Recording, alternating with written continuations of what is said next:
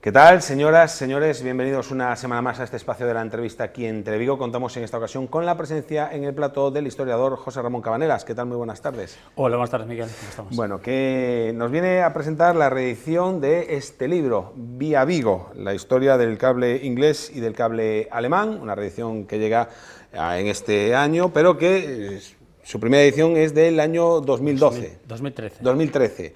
Bueno, lo primero es, ¿por qué se reedita este libro? Bueno, el libro lo reeditamos dentro del marco del 30 aniversario del Instituto de Estudios Vigueses y lo reeditamos porque la verdad tuvo mucho éxito.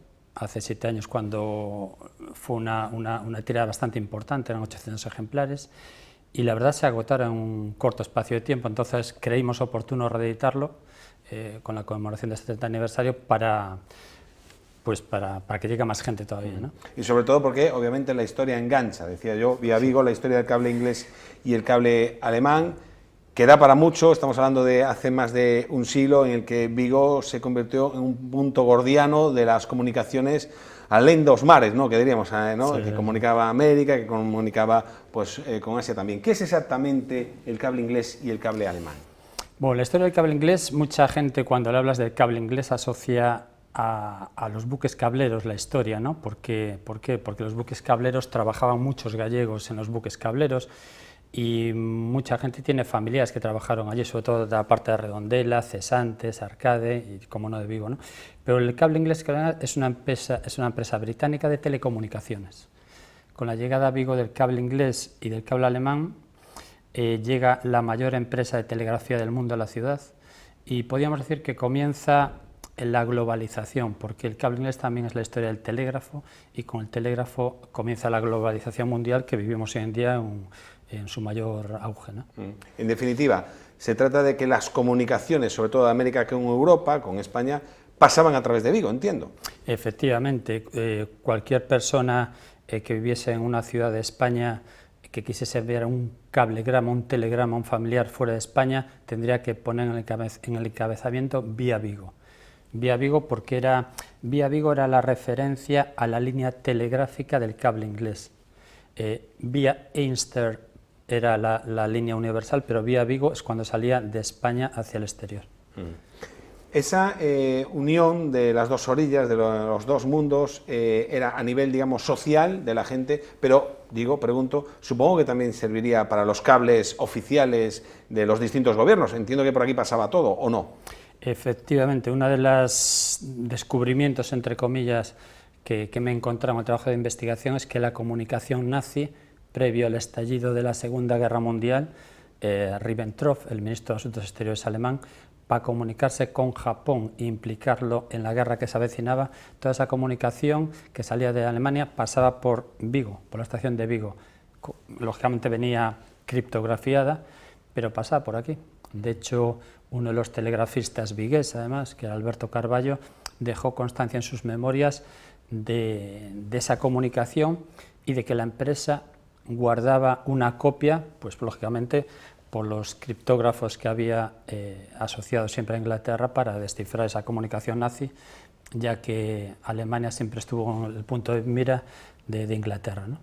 Es curioso, ¿no? Porque los primeros en llegar fueron, digamos, los ingleses, ¿no? El cable inglés, sí. Después llegaron los alemanes, que utilizaban ese cable inglés, ¿no? Efectivamente. Sí, y después, cuando los conflictos mundiales se utilizó para otros fines, ¿no? Más bélicos o de espionaje, que de eso hablaremos también, y los alemanes utilizaban el cable inglés para poder pasar sus mensajes criptografiados, en este caso a Japón.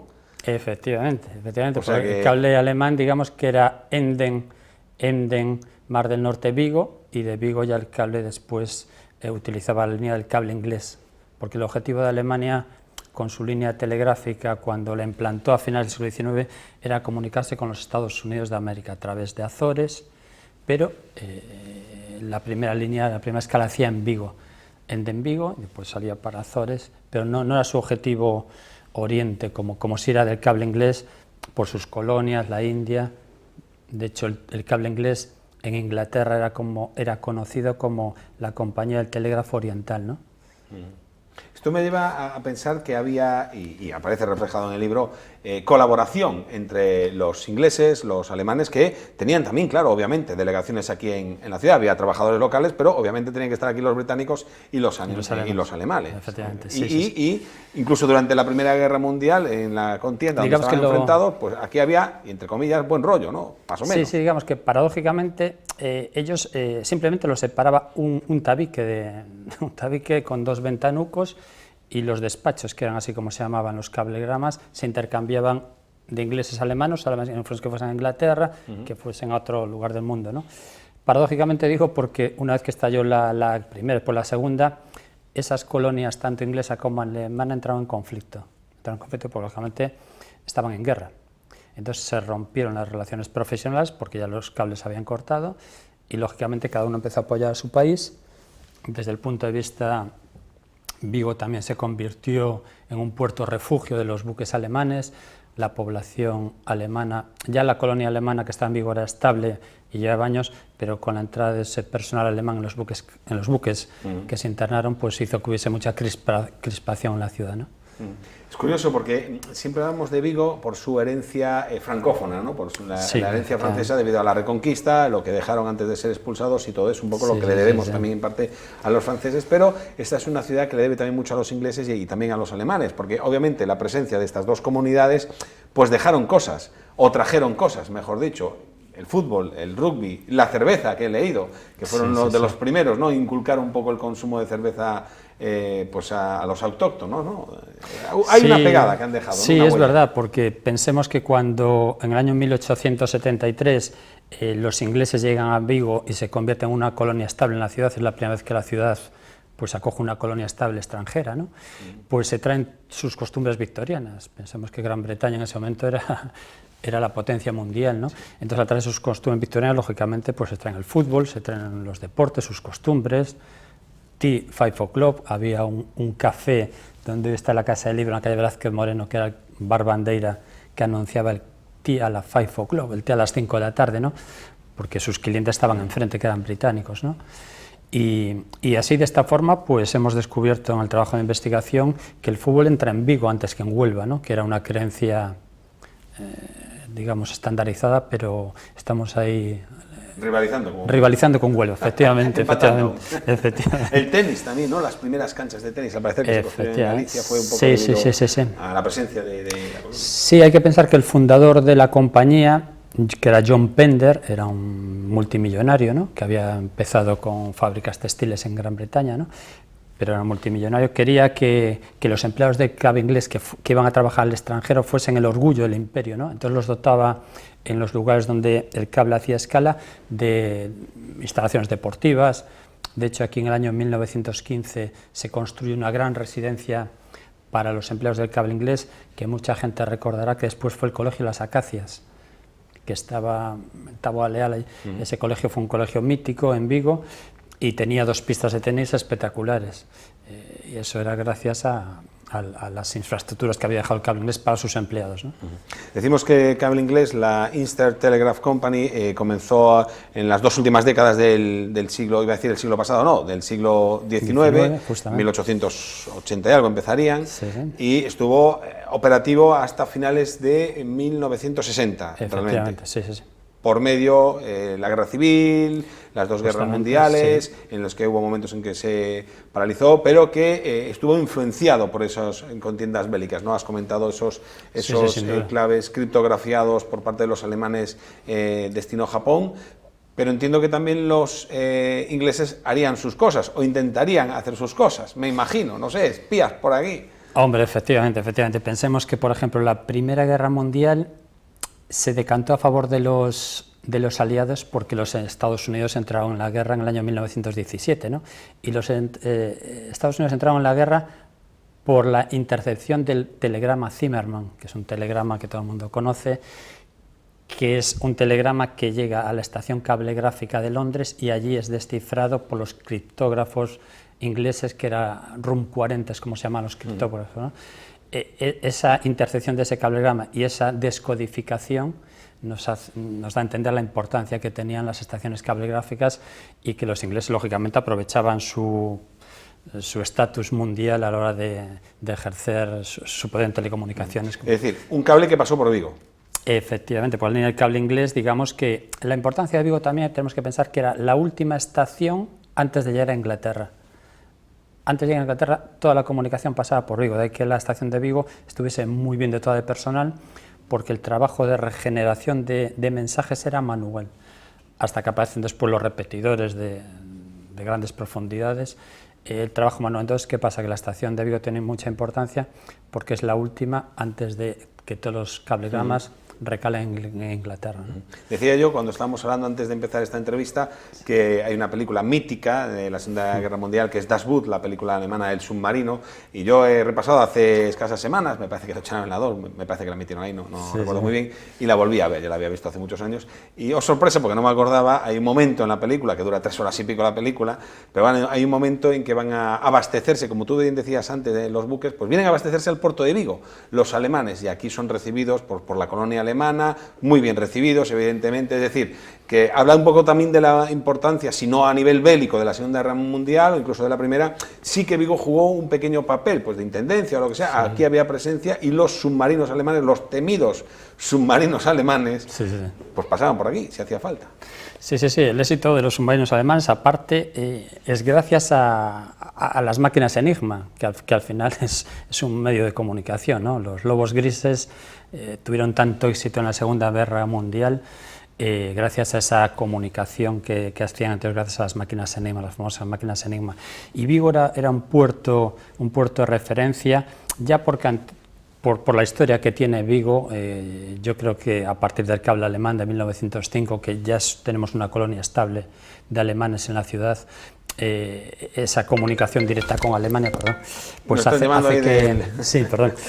hace que Vigo seamos, y después también lógicamente la neutralidad de España en las dos guerras hace que sea un territorio propicio para que los alemanes lo utilicen logísticamente para su gran arma, que siempre fue los submarinos, tanto en la primera como en la segunda, ¿no? Por eso te preguntaba yo antes por el tema de los espías, porque creo que hubo algún trabajador inglés, ¿no?, del cable, que incluso fue condecorado, ¿no?, al término de la Segunda Guerra, me parece que es en este caso, por su labor de interceptación, ¿no?, de interceptar esos cables, ¿no? Es decir, claro, al final la guerra, obviamente, hay una primera línea que es donde se están batiendo, ¿no?, pero hay líneas traseras, está la retaguardia, donde hay muchísimo trabajo y a veces una cuestión de inteligencia, de espionaje, es lo que hace decantar, ¿no? El desembarco de Normandía, pues también fue un fruto de un gran engaño, ¿no?, a Hitler, porque él pensaba que iba a ser en la zona de Calais, al final fue en Normandía, etcétera, etcétera, ¿no? Es decir, hay ese trabajo detrás que es lo que propicia que el frente pues vaya mejor o peor, conforme uno sea más listo o menos listo, y eso va en función de la inteligencia, de la información privilegiada, porque la información es poder, que tenga uno en sus manos, ¿no? No, efectivamente, yo cuando empecé con el trabajo en la Universidad del Cable Inglés había una persona de referencia, como tú dices, que era Mr. Mann, ¿no?, Roger Priestman, que llegó a ser director del Cable Inglés, llegó aquí en los años 30, hoy en día Mr. Mann tendría 120 años, para que nos hagamos una idea. Entonces yo cuando empecé a investigar sobre el libro, dije yo 120 años, bueno, un poquito menos, ¿no?, ya no encontré ninguna pista de Mr. Mann, porque era inglés, pero ¿cuál fue mi sorpresa? Que una de las pistas me lleva a que la mujer de Mr. Mann aún vivía. Y la gente se me va, ¿cómo vivía? Pues porque había mucha diferencia de edad. Mr. Mann se casó ya mayor y se llevaban 30 años de diferencia. Entonces eso fue un grato descubrimiento de esa persona, porque tenía mucha información de Mr. Mann. Tampoco tuvieron hijos, entonces esta persona... Pero no vivía aquí en Vigo, ¿no? No, ya estaba en Londres, pero bueno, contacté con ella en Londres, de hecho fui a hacer allí una visita, intenté localizarla y me facilitó mucha información de Mr. Mann, que fue condecorada, de lo que tú comentabas, después de la guerra, por su trabajo de espionaje y de avisos de movimientos de submarinos alemanes al MI6, podríamos decir que era un miembro del MI6, ¿no?, por la condecoración que tuvo, estando en tierras gallegas. ¿Cómo le van a dar una condecoración de ese valor a una persona que estaba fuera y no estaba en primera línea? Pues por esta información. De hecho, pensemos que cuando los submarinos alemanes se comunicaban con las máquinas Enigma, uno de los grandes hallazgos fue el descubrimiento de una máquina dentro de un submarino alemán. Entonces pudieron descifrar las claves, porque los alemanes lo que hacían era, cuando caía capturado el submarino, lo hundían. Pero en ese caso no, entonces encontraron la máquina gracias a un aviso de uno de estos colaboradores, ¿no? Vamos, que se ganó el reconocimiento, la medalla seguro. Decíamos que el cable inglés estuvo operativo, se mantuvo operativo hasta 1969 con alguna interrupción. ¿Por qué se dejó de utilizar, ¿no? La cuestión es, entiendo que hay nuevas tecnologías, nuevos métodos, ¿no? Nuevas formas de comunicarse, y es esa un poco la razón. Pero ¿cuál fue el final del cable? Digamos que el telégrafo fue el gran medio de comunicación durante todo el siglo XX, ¿no? Hasta que el teléfono irrumpe en los hogares españoles y el télex se convierte en medio de comunicación ya de masas a nivel nacional. Hasta esos momentos, que podíamos situarlo en esa fecha, ¿no? El telégrafo era el medio de comunicación más utilizado. Cuando el télex ya se implanta a nivel social y el telégrafo también, ya no tiene sentido las líneas telegráficas submarinas ni las terrestres. Entonces, lógicamente, el cable inglés era, al fin y al cabo, era una empresa de telegrafía. De ahí que en el año 69 pues cierran sus puertas porque no tenían, ya podríamos decir que no tenían clientes con los cuales ejercer su trabajo y ejercer su misión, ¿no? Y hoy, ¿qué nos queda de eso? Es decir, más allá, obviamente, de libros como Vía Vigo, obviamente, nos queda la historia, ¿no? Nos quedan, supongo que algunas imágenes, muchas fotografías, pero para un vigués o para alguien que esté interesado, tangible, no sé si hay un punto, un sitio, creo que sí, donde se puede ir y ver. Sí, con las mareas vivas, que bueno, falta poco, cuando haya mareas vivas, si uno se acerca a la playa de Alcabre, justo en la bajada, cuando uno llega al Alcabre, en la bajada justo a pie de playa, que tiene una barandilla y unas escaleras, hay unas rocas, y si uno tiene un poco de inquietudes, ahí va a encontrar unos cables de hierro oxidado que son los cables de telecomunicaciones, los últimos que existieron en Vigo. Entonces, eso es un objeto tangible. ¿Qué otras cosas se puede encontrar uno en Vigo? Pues la oficina del cable inglés estaba en lo que es el edificio Casa Bárcena, en la esquina con Policarpo Sanz, cuando uno sube por Velázquez Moreno, justo enfrente de la Casa del Libro, ahí estaban las oficinas. ¿Qué más nos podemos encontrar? Bueno, por supuesto, lo que nos vamos a encontrar son familias descendientes de estos primeros oficiales del cable inglés y el cable alemán, como la familia Steinbruggen, que sigue viviendo en Vigo, la familia Kühne, que todo el mundo la recordará por una tienda de material de química en la calle Policarpo Sanz. Ahora sigue la familia Kühne enfrente del Hospital Povisa con una tienda de ortopedia. Si uno va al cementerio de Pereiro, enfrente hay unas tiendas de flores, hay uno que pone Weidele, es un apellido alemán. De hecho, Weidele trabaja en los buques cableros. De hecho, en mi trabajo de investigación, cuando me acerqué allí y visité a la hija, que yo lógicamente era una señora mayor, la hija de Weidele, ella sabía que el padre había llegado en un barco a Vigo, pero desconocía totalmente que había sido un buque cablero, ¿no? Entonces intercambiamos información. Ella me dejó una foto de su padre, que yo lo que iba buscando era que figurase en el libro, las memorias de Weidele, y yo le facilité información de cómo había llegado a Vigo, por qué se quedó aquí, 4 años retenido, porque en la Primera Guerra Mundial se quedó Weidele, que llegó en el año 14, pues los buques alemanes se quedaron internados en Vigo 4 años, y aquí conoció, lógicamente, lo mítico en aquella época era pasear por la calle del Príncipe, como me decía la madre, y allí conocía a su esposa, y bueno, y todo. Ahí en el muelle del puerto de Vigo, hace unos años también se pusieron unos cables a modo de recordatorio. Entiendo que sería esto precisamente, ¿no? También. Sí. Eso, ahí digamos que los depósitos de cable que están musealizados en el puerto, digamos que es la segunda etapa del cable inglés, ¿no? Es la segunda etapa cuando Vigo se convierte en base de buques cableros. Es decir, cuando cesa la actividad del cable inglés en el año 69, después viene otra actividad que dura hasta el año 2000, que es base de buques cableros. Ya no hay comunicación telegráfica, pero sí vienen los buques a reponer cable, y esos silos que hay recogían el cable y ya se han musealizado, sí, están musealizados ahí. Bueno, estamos entonces con este libro, que es la reedición de uno que salió en el 2013. No sé si es una reedición ampliada, es exactamente el mismo libro, hay algo nuevo que le pueda interesar al curioso, al profesional. ¿Qué pasa? Que el que tenga la primera edición tiene pues el 80% de la información. Lo que pasa es que uno, cuando se mete en un tema como este, que es apasionante para mí, pues se vuelve ya casi en un coleccionista. Compras cosas, mapas, sigues encontrando a personas, pues mi padre o mi abuelo trabajó en un buque cablero, tal. Entonces es ampliado con el material nuevo que he ido recopilando en estos 7 años, y el libro está más documentado, ¿no? Por decir de alguna forma. Entonces animo a la gente que, aunque tenga la primera edición, pues de hecho de este libro en el Instituto de Estudios Vigueses hemos hecho solo 400 ejemplares, con lo cual Con lo cual vais a tener que hacer una nueva edición, a mayores. Esperaremos unos años porque tampoco se trata... ¿El libro está ya a la venta en las librerías? Sí, lo tiene cualquier persona que acceda a cualquier librería de Vigo, lo va a encontrar, sino que se lo pidan, lo distribuimos perfectamente. Y si no, nuestra sede social, el Instituto de Estudios Vigueses, en Cánovas del Castillo, número 2, lo tenemos también para el público disponible.